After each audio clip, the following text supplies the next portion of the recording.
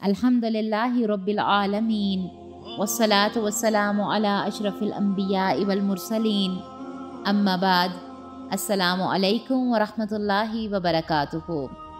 आज का सच्चा वाक़या मेराज का वाक़या।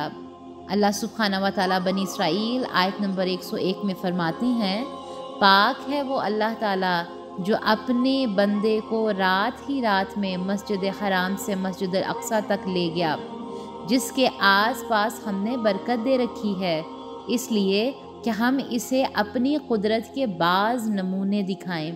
यकीनन अल्लाह ताला ही खूब सुनने वाला है।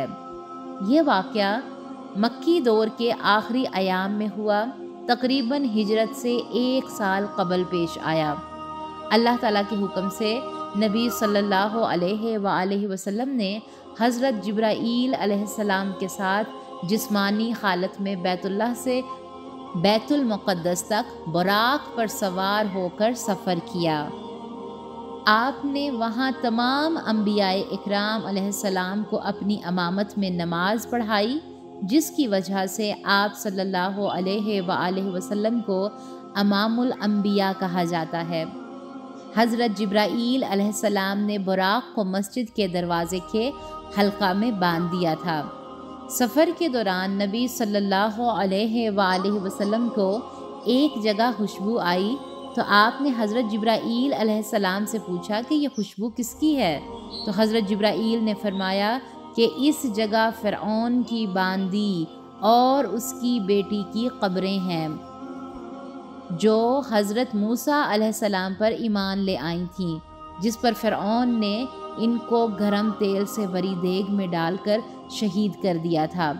पहले आसमान पर आपकी मुलाकात हज़रत आदम अलैहिस्सलाम से हुई, आपने इन्हें सलाम किया। अल्लाह ताला ने हज़रत आदम अलैहिस्सलाम की दाईं जानब वाली रूहें दिखाईं, जो जन्नती रूहें हैं, और बाईं तरफ वाली रूहें दिखाईं, जो दोज़ख वाली रूहें हैं। दूसरे आसमान पर आप सल्लल्लाहु अलैहि वसल्लम की मुलाकात हज़रत ईसा अलैहिस्सलाम और हज़रत यहया अलैहिस्सलाम से हुई। तीसरे आसमान पर आपकी मुलाकात हज़रत यूसुफ अलैहिस्सलाम से हुई। चौथे आसमान पर आपकी मुलाकात हज़रत इदरीस अलैहिस्सलाम से हुई, और पाँचवें आसमान पर आपकी मुलाकात हज़रत हारून से हुई, और छठे आसमान पर आपकी मुलाकात हज़रत मूसा अलैहिस्सलाम से हुई, और सातवें आसमान पर आपकी मुलाकात हज़रत इब्राहीम अलैहिस्सलाम से हुई, जो बैतुल मामूर से टेक लगाकर बैठे हुए थे। इसके बाद आपको सिदरतुल मुंतहा तक ले जाया गया। वहाँ अल्लाह ताला ने आपको 50 नमाज़ों का तोहफ़ा दिया। सूरत अल-बक़रा की आखिरी 2 आयात और आप सल्लल्लाहु अलैहि वसल्लम की तमाम उम्मत के बारे में फ़रमाया कि जो शिरक ना करेगी वो आखिरकार जन्नत में दाखिल होगा। वापसी पर जब आपने हज़रत मूसा अलैहिस्सलाम से 50 नमाज़ों का ज़िक्र किया, तो उनके कहने पर आप बार बार वापस अल्लाह ताला के पास जाते रहे और अल्लाह ताला नमाज़ों में कमी करते रहे। आखिर 5 नमाज़ें रह गईं। फिर आपने हज़रत मूसा से फरमाया कि अब मुझे अल्लाह ताला से कहते हुए हया आती है। इस पर अल्लाह ताला ने फरमाया, ए मेरे नबी, तेरी उम्मत नमाज़ें 5 पढ़ेगी, मगर मैं उनको सवाब 50 नमाज़ों का दूंगा।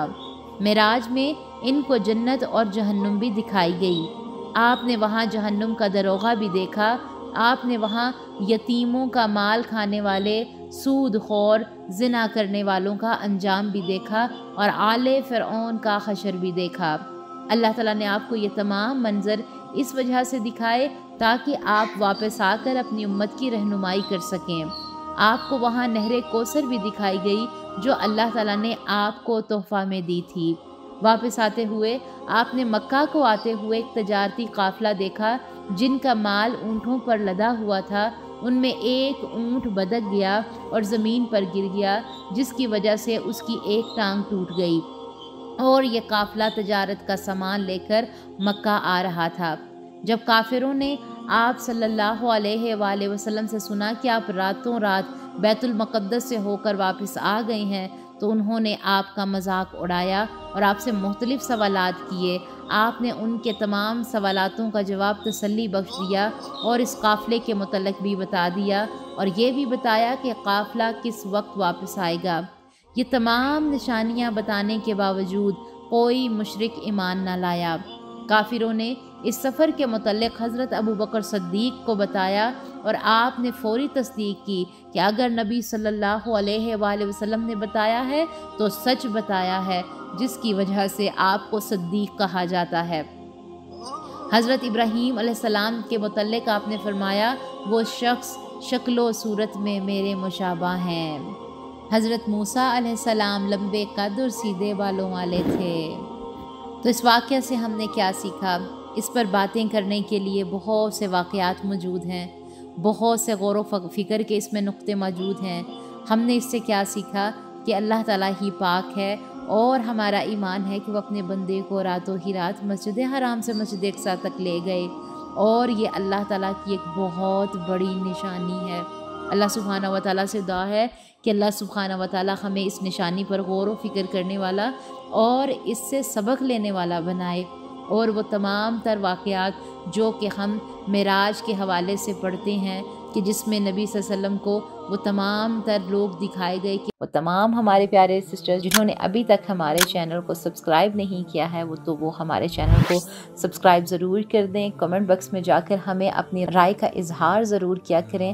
اس سے کیا ہوتا ہے کہ ہماری پیچھے جتنی بھی ٹیم ہوتی ہے اس کو بہت خوشی ہوتی ہے، کام کرنے میں آسانی ہوتی ہے، اور اس سے ہم خود بھی موٹیویٹ ہوتے ہیں کام کو لے کے، چیزوں کو لے کے۔ اللہ تعالیٰ آپ سب کو جزائے خیر عطا فرمائے، آمین۔